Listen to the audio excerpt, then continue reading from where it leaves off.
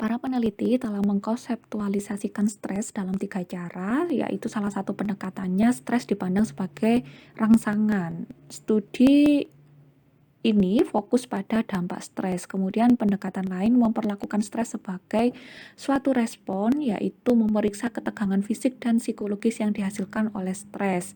Kemudian pendekatan yang ketiga mengemukakan bahwa stres adalah suatu proses yang melibatkan interaksi dan penyesuaian terus-menerus antara orang dengan lingkungannya.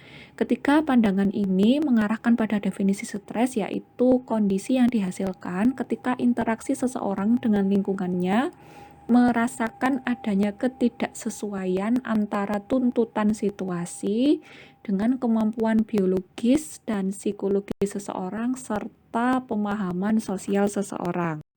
Pada intinya, stres adalah suatu keadaan tidak nyaman pada seseorang karena adanya perubahan dalam diri atau lingkungan yang menuntut adanya penyesuaian pada seseorang yang mengalaminya. Seseorang dituntut untuk menyesuaikan diri karena keadaan stres yang dialami tersebut membebani sumber daya dan mengancam kesejahteraannya.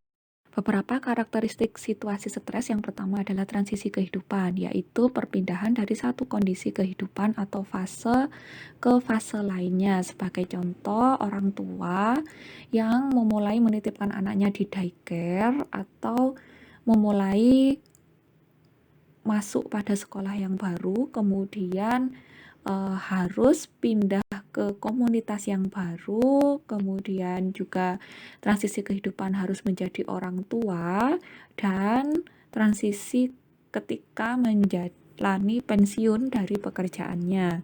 Kemudian karakteristik yang kedua adalah waktu yang sulit, yaitu peristiwa yang terjadi lebih awal atau lebih lambat dari biasanya atau yang diharapkan. Sebagai contoh, ketika seseorang harus memiliki anak pada usia 15 tahun. Nah, ini adalah usia yang sangat muda begitu ya, dan itu pasti akan merasakan suatu stres.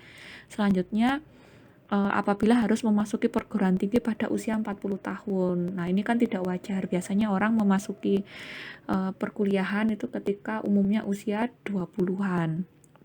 Kemudian karakteristik yang ketiga adalah situasi yang ambigu, yaitu sesuatu yang kurang jelas dalam suatu situasi. Sebagai contoh, informasi tugas atau job desk yang tidak jelas bagi seorang pekerja. Kemudian contoh selanjutnya adalah seseorang yang sakit, itu tidak jelas tentang status kesehatannya, kemudian pilihan pengobatan yang baik, begitu ya. Kemudian karakteristik stres yang keempat adalah keadaan yang tidak diinginkan. Beberapa keadaan tidak diinginkan bagi kebanyakan orang dalam hampir semua hal, terutama ketika harus menghadapi bencana ya, sehingga harus kehilangan rumah misalnya dalam kebakaran atau peristiwa banjir, tanah longsor seperti itu ya. Kemudian juga pasti orang juga tidak ingin ya untuk mendapatkan tilang dari polisi. Selanjutnya karakteristik kelima dari situasi stres adalah kemampuan mengendalikan atau mengontrol yang rendah. Nah, ini keadaan yang berada di luar kendali perilaku atau kognitif seseorang. Sebagai contoh, keadaan di luar kendali perilaku yaitu seperti tidak dapat melakukan apapun untuk mencegah kejadian sakit punggung ya. Jadi tiba-tiba saja merasakan sakit punggung gitu karena mungkin salah gerak gitu ya, atau salah posisi ketika tidur begitu ya. Selanjutnya, keadaan yang di luar kendali kognitif yaitu seperti tidak bisa berhenti memikirkan pengalaman traumatis.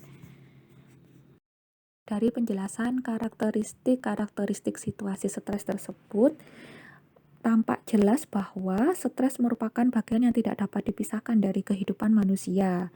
Hal ini terjadi karena kehidupan manusia tidak bisa dilepaskan dari perubahan yang terjadi di lingkungan maupun diri sendiri. Berbagai perubahan merupakan sumber stres dalam kehidupan manusia. Oleh karena itu, seseorang mengalami stres merupakan sesuatu yang sangat manusiawi. Bahkan terasa aneh jika seseorang dalam kehidupannya tidak pernah mengalami stres.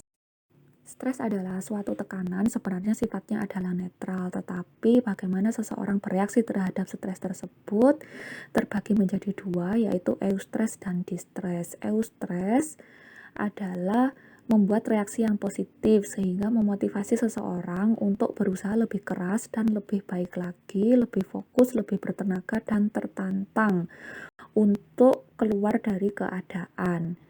Sebagai contoh reaksi stres yang positif adalah melakukan latihan fisik atau berolahraga sehingga menimbulkan kesegaran, kemudian merasakan kegagalan yang dialami itu memacu seseorang untuk berusaha dengan lebih baik lagi.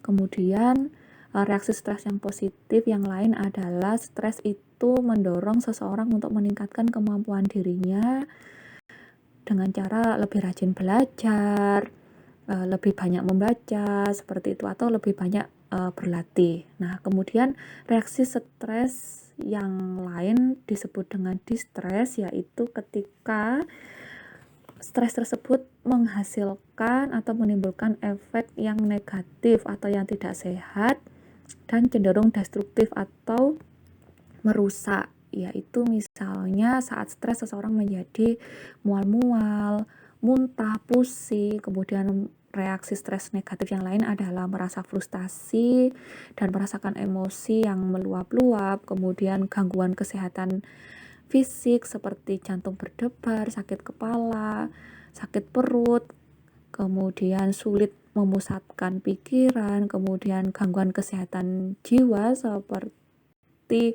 pelupa, sukar atau lebih banyak tidur, tidak berselera makan atau lebih banyak makan, kemudian cemas, menarik diri, menyerang, dan lain-lain. Itu adalah reaksi distress.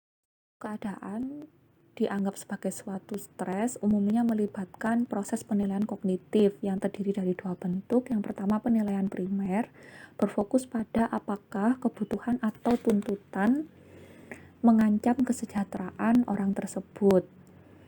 Penilaian primer akan menghasilkan satu dari 3 penilaian, yaitu apakah kebutuhan tersebut baik, tidak relevan, atau membuat stres. Kemudian penilaian sekunder merupakan kemampuan seseorang untuk menilai sumber daya atau kemampuan yang tersedia untuk memenuhi kebutuhan atau tuntutan. Dengan kata lain, adalah penilaian individu mengenai sumber-sumber yang memadai untuk mengatasi kondisi stres. Ketika penilaian primer dan sekunder menunjukkan bahwa sumber daya yang dimiliki cukup untuk memenuhi tuntutan, seseorang mungkin akan mengalami stres yang ringan. Tetapi ketika seseorang menilai ketidaksesuaian di mana tuntutan tampak lebih besar dari sumber daya yang dimiliki, maka seseorang mungkin merasakan stres yang lebih berat. Apakah orang menilai peristiwa sebagai stres bergantung pada faktor situasi eksternal maupun faktor internal pada diri orang tersebut. Faktor internal yang membuat seseorang menganggap itu suatu stres bergantung pada intelektual, motivasi, karakteristik kepribadian, seperti harga diri dan keyakinan orang tersebut. Selanjutnya, berkenaan dengan faktor eksternal atau situasional, menganggap peristiwa cenderung dinilai sebagai stres jika melibatkan tuntutan yang kuat, sudah dekat, tidak diinginkan, dan tidak terkendali, yang melibatkan transisi hidup yang besar atau terjadi pada waktu yang tidak terduga sebelumnya. Berdasarkan yang telah dikemukakan sebelumnya, semakin jelas terlihat bahwa terdapat perbedaan individual dalam reaksi atau penghayatan dan derajat toleransi seseorang terhadap stres.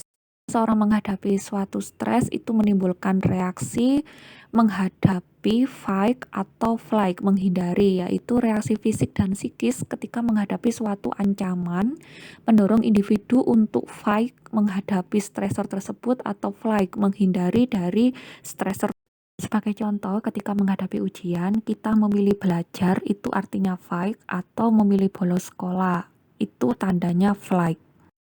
Stresor akan menghasilkan ketegangan pada biologis, psikologis, dan kemampuan sosial seseorang. Situasi darurat membangkitkan reaksi fisiologis melawan atau lari, yang dengannya seseorang bersiap untuk menyerang ancaman atau melarikan diri.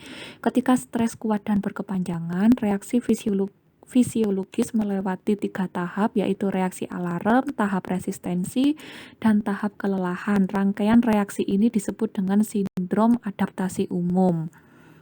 Reaksi alarm adalah fase segera munculnya reaksi individu ketika menghadapi ancaman atau tuntutan yang ditangkap panca indera.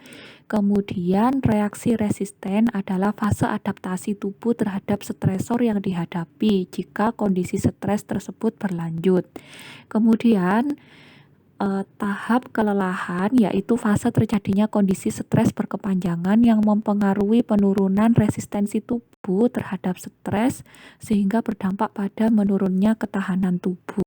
Menurut Hans Selye, stres tingkat tinggi secara terus-menerus bisa membuat orang rentan terhadap sakit adaptasi atau penyesuaian, di antaranya MAH dan tekanan darah tinggi. Intensitas dan ketidakmampuan berfungsi secara baik pada diri seseorang menjadikan indikator transisi menuju rasa sakit atau penyakit yang kronis. Peneliti mengukur stres dengan beberapa cara. Salah satu cara dengan menilai gairah fisiologis seperti perubahan dalam tekanan darah dan detak jantung dengan berbagai sensor yang melekat pada tubuh.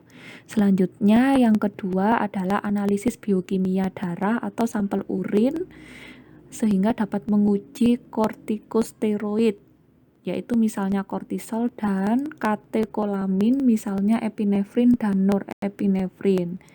Metode lain untuk mengukur stres adalah menggunakan self-report atau survei tentang pengalaman orang-orang tentang peristiwa kehidupannya, tentang kerepotan sehari-harinya, dan pengalaman berbagai penyebab stres kronis.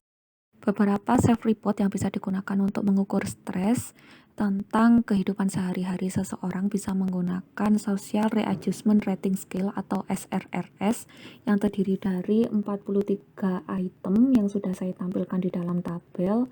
Kemudian self-report yang lain adalah Life Experiences Survey terdiri dari 57 item pernyataan yang dipilih ya atau dicentang oleh subjek. Kemudian ada Very Life Event Scale terdiri dari 102 item.